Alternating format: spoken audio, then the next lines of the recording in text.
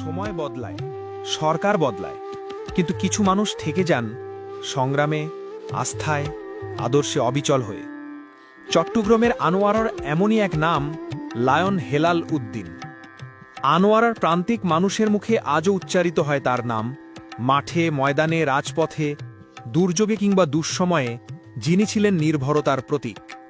২০০৬ সালে বিএনপি সরকারের মেয়াদ শেষে যখন শুরু হয় রাজনৈতিক অনিশ্চয়তা, তখন চারদিকে ভয়, মামলার আতঙ্ক, নির্যাতনের ছায়া। অনেকেই রাজনীতি থেকে সরে দাঁড়িয়েছিলেন, কিন্তু আনোয়ারায় দলের পতাকা উঁচু রেখেছিলেন এক সাহসী সৈনিক, লায়ন হেলাল উদ্দিন। তিনি তখনই বুঝেছিলেন কঠিন সময়ই একজন নেতাকে গড়ে তোলে। বিগত ১৬ বছরে বিএনপির হাজারো নেতাকর্মী হামলা মামলার শিকার হয়েছেন, কেউ কারাগারে, কেউ গুম, কেউ আবার দেশ ছাড়তে বাধ্য হয়েছেন। কিন্তু এই সময়ও কারো পাশে দাঁড়াতে পিছু হননি লায়ন হেলাল। তিনি কারাবন্দী নেতাকর্মীদের পরিবারের দায়িত্ব নিয়েছেন, চিকিৎসার ব্যবস্থা করেছেন, দিয়েছেন সাহস ও আশার আলো। তার একটাই বিশ্বাস, দল যদি থাকে আশা কখনো মরে না। দীর্ঘ নির্যাতন, হামলা ও গুমের রাজনীতি তাকে ভীত করেনি, বরং প্রতিটি বাধা তাকে করেছে আরও দৃঢ়, আরও মানুষের। মাঠে, ময়দানে, আনোয়ারা উপজেলা বিএনপির প্রতিটি কর্মসূচিতে তার উপস্থিতি হয়ে উঠেছে দলের মনোবলের প্রতীক। তখন থেকেই তাকে সবাই বলতে শুরু করে দুঃসময়ের কাণ্ডারি। সময় গড়ায়, দেশে ছাত্র জনতার অভ্যুত্থানে পতন ঘটে আওয়ামী লীগের দীর্ঘকালীন শাসনের। মুক্তির হাওয়া বইতে শুরু করে রাজনীতির অঙ্গনে।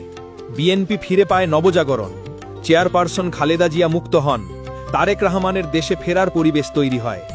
কর্মীরা একে একে ফিরে আসেন রাজপথে। আনোয়ারা কর্ণফুলীর মানুষের মনেও জেগে ওঠে নতুন আশার আলো।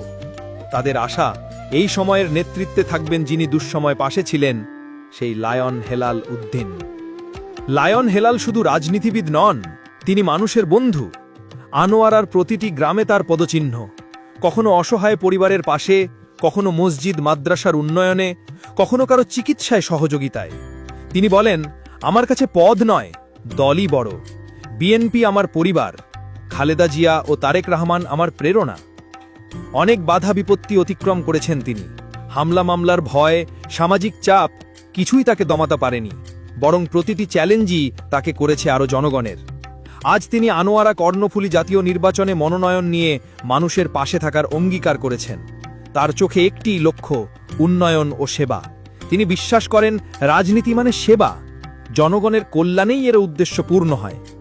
রাজপথের লড়াকু সেই সৈনিক আজও দৃঢ় কণ্ঠে বলেন, আমি রাজনীতি করি দেশের জন্য, মানুষের জন্য। আনোয়ারা কর্ণফুলীর উন্নয়নই আমার স্বপ্ন। সূর্যাস্তের আলোয় আনোয়ারার সমুদ্র তটে দাঁড়িয়ে আছেন লায়ন হেলাল উদ্দিন। তার মুখে আত্মবিশ্বাসের হাসি, বাতাসে উড়ছে বাংলাদেশের পতাকা, পেছনে ধীরে বাজছে অনুপ্রেরণামূলক সুর। সংগ্রাম, ত্যাগ, আদর্শ আর জনগণের প্রতি অঙ্গীকার, এই চার স্তম্ভের উপর দাঁড়িয়ে আছেন দুঃসময়ের কাণ্ডারি লায়ন হেলাল উদ্দিন। ইতিহাস একদিন মনে রাখবে তাকে একজন দৃঢ় প্রতিজ্ঞ মানুষ হিসেবে, যিনি কখনো হার মানেননি, শুধু এগিয়ে গেছেন মানুষের পাশে থাকার শপথ নিয়ে।